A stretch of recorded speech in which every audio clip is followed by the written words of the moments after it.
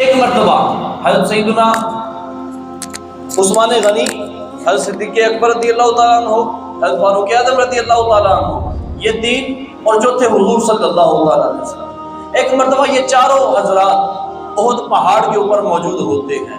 جب احد پہاڑ کے اوپر ہوتے ہیں تو پہاڑ ہلنا شروع ہو جاتا ہے، جسے ہم اپنی زبان میں کہتے ہیں زلزلہ آنا شروع ہو گیا۔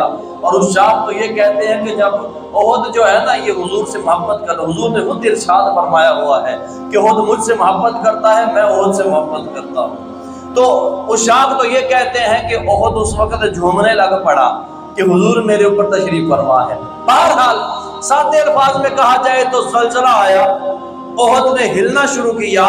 حضور صلی اللہ تعالی علیہ وسلم نے اسی وقت فرمایا، اے احد رک جا، تیرے اوپر ایک اللہ کا نبی، ایک صدیق اور دو شہید کھڑے ہیں۔ حضور نے جیسے یہ ارشاد فرمایا پہاڑ اسی وقت اپنی جگہ پر رک گیا۔ اللہ کا نبی حضور علیہ السلام، ایک صدیق اکبر رضی اللہ تعالیٰ عنہ، بقیہ دو جن کو حضور نے شہید ارشاد فرمایا، بخاری شریف کی حدیث ہے۔ وہ دو شہید کون سے تھے؟ فاروق اعظم بھی وہاں پر موجود تھے، عثمان غنی بھی وہاں پر موجود تھے۔ تو حضور نے پہلے ارشاد فرما دیا تھا کہ عثمان نے شہید ہونا ہے۔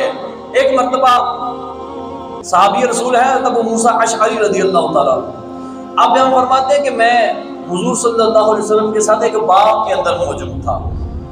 فرماتے ہیں حضور کے ساتھ جب میں باغ میں موجود تھا نا تو دروازہ باہر سے کھٹکا، تو حضور صلی اللہ علیہ وسلم نے ارشاد فرمایا افتح لہ وبشرہ بالجنہ، دروازہ کھولو، جو بھی ہو اس کے لیے دروازہ کھول دو اور اس کو جنت کی خوشخبری سنا دو۔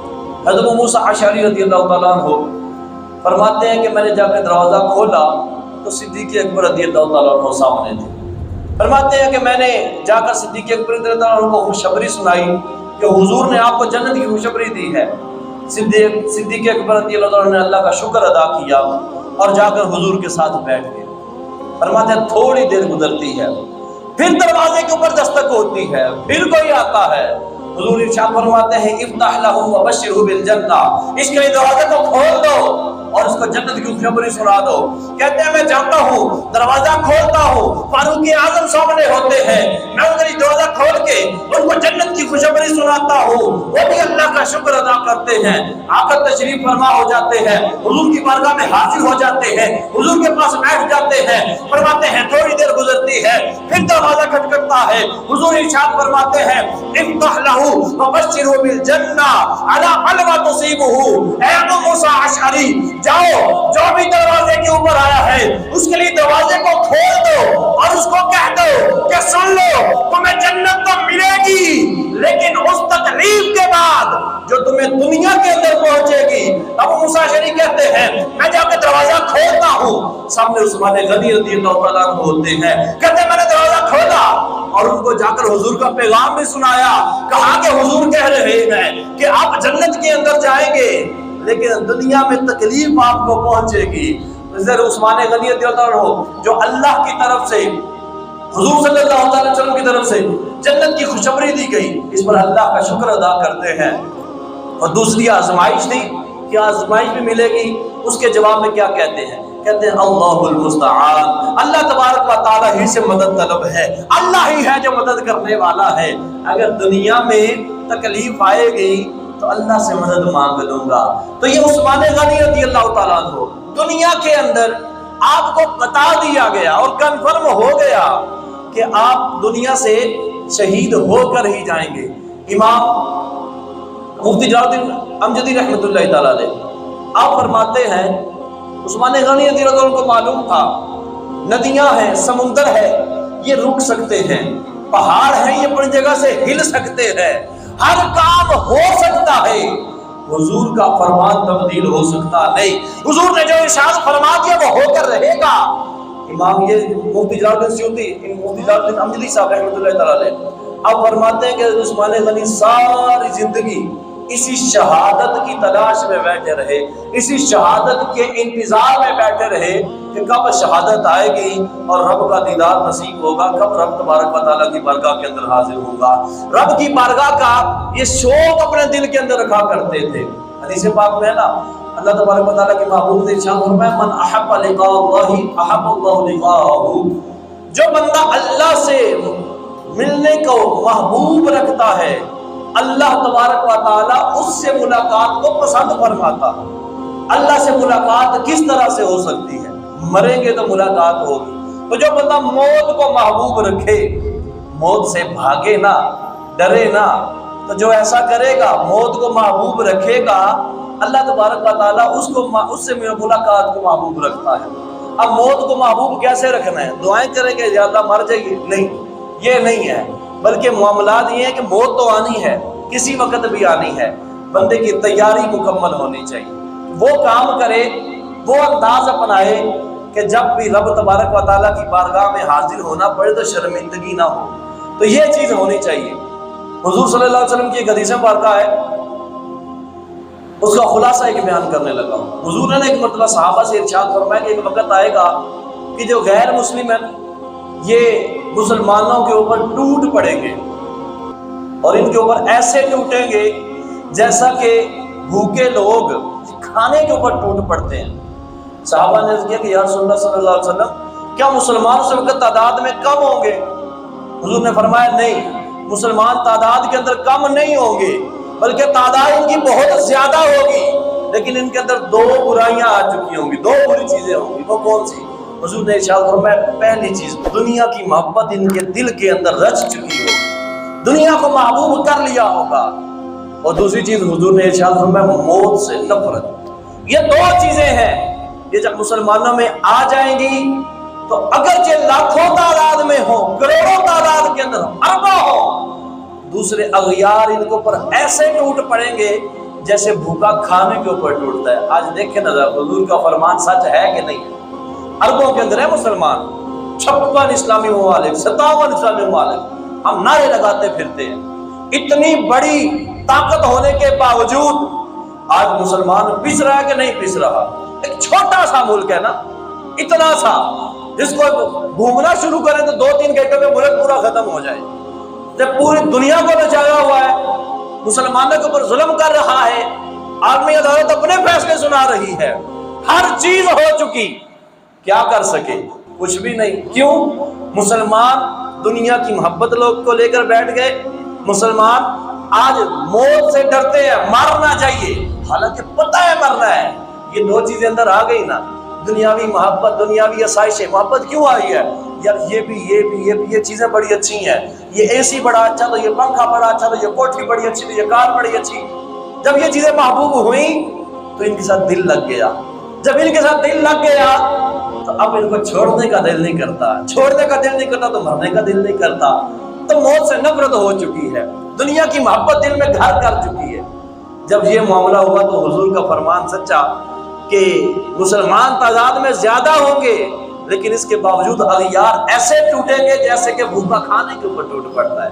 جو آتا ہے مسلمانوں کو رون دیتا ہے، مسلمانوں پر ظلم کرتا ہے، لیکن ہم اپنی اپنی پالیسی کو لے کر بیٹھے ہوتے ہیں، نہیں جی ہم نے یہ بیان جاری کر دیا، ہم نے وہ بیان جاری کر دیا، اور اسی کے اوپر ہم خوش، ہم نے 2 کانفرنسیں کر لی، ہم نے 2 ریلیاں نکال لی، ہم نے 2 مرتبہ جی سامنے وہ بورڈ پکڑ لیے، ہم کہتے ہیں ہم نے اپنا حق ادا کر دیا، ہم کہتے ہیں جی ہم نے صرف بائیکاٹ کر لیا، ہم نے 2-4 نعرے لگا لیے، یوٹیوب فیس بک کے اوپر کچھ ویڈیوز ریکارڈ کروا دی، میں نے اپنا حق ادا کر دیا۔ حق کیسے ادا تو نہیں ہوتا؟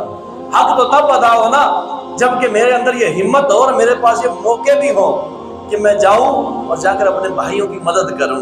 تو یہ چیزیں آئیں تو مسلمان موت سے ڈرنے لگا۔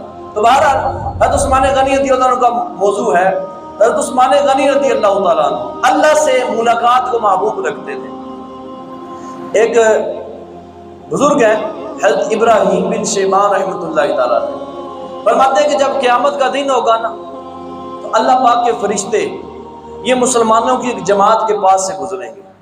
جب مسلمانوں کی ایک جماعت کے پاس سے گزریں گے نا تو ان کو کہیں گے کہ اے مسلمانوں کے گروہ ہمارے ساتھ چلو۔ وہ مسلمانوں کا گروہ جو ہوگا وہ اولیاء کا گروہ ہوگا، تو فرشتے اولیاء کو کہیں گے کہ ہمارے ساتھ چلو۔ جی کدھر چلے؟ جنت کے اندر چلیں۔ کل قیامت کا دن فرشتے کہیں گے آؤ جنت کی طرف چلیں۔ وہ کہیں گے کہ ہم نے تو اللہ سے جنت کی دعائیں کوئی نہیں مانگی تھی، ہم نے تو جنت مانگی نہیں تھی اپنی دعاؤں کے اندر. ہمارا تو جب بھی ہاتھ اٹھے کبھی بھی ہم نے یہ کہا ہی نہیں کہ مولا جنت کے اندر داخلہ عطا فرما دے. تو تم ہمیں آج جنت کی طرف کہاں لیے جاتے ہو؟ جب یہ کہیں گے نا تو آگے سے آواز آئے گی ملائکتی، اے میرے فرشتو اترکو، انہیں چھوڑ دو. یہ آج تمہاری نہیں سنیں گے، انہیں چھوڑ دو، یہ تمہارے بس کا کام نہیں ہے، یہ تمہارا معاملہ نہیں ہے. رب فرمائے گا فَإِنَّهُمْ لَا يَرْضِيهِمْ غَيْرَ النَّظْرِ إِلَىٰ وَجْهِي، بے شک میری طرف دیکھنے کے علاوہ کوئی ایسی چیز نہیں جو ان کو آج راضی کرتے. یہ میرے دیدار کے طالب بیٹھے ہوئے ہیں. تو مسلمان جو ہوتا ہے یہ تو رب کو دیکھنا چاہتا ہے کہ ساری زندگی رب دے کلمے پڑھے، ساری زندگی رب واسطے نمازاں پڑھیا، ساری زندگی زکاتاں دیندے رہے، حج کرتے رہے، نیکی دا کام کرتے رہے. کیوں؟ اللہ کا دیدار ہوئے گا، رب دی بارگاہ چ حاضری ہونی ہے. جنت تو مانگی نہیں ہے، مانگا ہے تو رب کا دیدار مانگا ہے کہ مولا تیرے لیے دنیا میں آئے، تیری عبادت کی، تیرا کہا مانا. اے کریم تو دیدار عطا فرما. تو جنت کی طرف کہاں لیے جاتے ہو؟ ہمیں تو رب کا دیدار چاہیے. تو رب فرمائے گا اے فرشتو ان کو چھوڑ دو، یہ آج مجھے دیکھے بغیر کسی اور چیز سے راضی نہیں ہوگی. تو یہ مسلمان جو ہوتا ہے اللہ کو دیکھنا چاہتا ہے، اللہ سے ملاقات کرنا چاہتا ہے. تو رب کی ملاقات یہ ہمارے پیش نظر بھی ہو کہ ہم نے بھی رب سے ملنا ہے، اور یہ کام بھی کیے جائیں کہ رب سے ملاقات کا دل کرے، نہ کہ ڈرتے رہیں گے جی رب نے منہ کیا دکھانا ہے، رب کو منہ کیا دکھائیں گے. نیک کام کیوں تو دل مطمئن ہوتا ہے، اور اگر نہ کیے تو دل پریشان ہوتا ہے. تو نیکی کی طرف جانا چاہیے. اینڈ کے اوپر ٹائم بالکل قریب ہے. حضرت عثمان غنی رضی اللہ عنہ کی شہادت کا واقعہ بالکل مختصر بیان کر دیتا ہوں. مصر کا ایک بندہ تھا، کافر تھا، غیر مسلم تھا. اس نے حضرت عثمان غنی رضی اللہ تعالیٰ عنہ کے متعلق پروپیگنڈا کیا جس میں کچھ مسلمان بھی شامل ہو گئے، اور وہ جو مسلمان تھے وہ مصر کی طرف سے تھے. اب انہوں نے کیا کیا، وہ آئے یہاں پر حضرت عثمان غنی رضی اللہ عنہ کے گھر کی طرف مدینہ پاک میں، اور یہاں پر آ کر ان کے گھر کا محاصرہ کر لیا. آپ خلیفۃ الوقت ہیں، وقت کے خلیفہ ہیں. گھر کا محاصرہ کر لیا اور کھانا پانی سارا کچھ باہر سے بند کر دیا. بالکل نہ پانی کا بوند اندر جانی ہے، نہ کچھ کھانا اندر جانا ہے. یہ معاملات ہو گئے. حضرت عثمان غنی رضی اللہ عنہ کے پاس کبھی مولا علی آتے ہیں، کبھی امام حسن رضی اللہ تعالیٰ عنہ آتے ہیں، کبھی حضرت ابو موسیٰ اشعری آتے ہیں. دیگر صحابہ کئی ایک آئے اور کہا کہ ہمیں بس اجازت دے دی. آپ کے غلاموں نے کہا، لیس ہو کر آگے، ہتھیار ڈال کر آگے، حضور اجازت دے دیو، خلیفہ تسی ہو، اجازت دینا تہاڈا کام ہے. اے جڑے مصری آئے نا لڑن واسطے، ہم ایک ایک کو چن کے مار دیں گے، ہمیں اجازت دے دیں بس آپ. تو حضرت عثمان غنی ہر دفعہ تقریباً یہ فرماتے تھے، جو مفہوم اس کا بنتا ہے کہ میری شہادت کا وقت آ گیا ہے، خون بہانے کا فائدہ نہیں ہے، مدینے میں خون نہ بہاؤ، یہ جو رب کا فیصلہ ہے وہ ہو کر رہنا ہے. تو بالآخر 18 ذی الحجہ کو ان درندوں نے، درندہ صرف لوگوں نے حضرت عثمان غنی کے اندر، گھر کے اندر آپ کے وہ آئے اور آ کر حضرت عثمان غنی رضی اللہ عنہ کو شہید کر دیا. تو 18 ذی الحجہ یہ آپ کا عرس مبارک ہے. اس میں ہمیں چاہیے کہ ہم حضرت عثمان غنی کا تذکرہ بھی کریں آپ کے اصالہ ثواب کے لیے، اور آپ کے وسیلے سے دعاؤں کے لیے بھی کچھ نہ کچھ اہتمام ضرور کریں. اللہ تبارک و تعالیٰ توفیق عمل سے نوازے. آمین بجاہ نبی الامین صلی اللہ علیہ وسلم.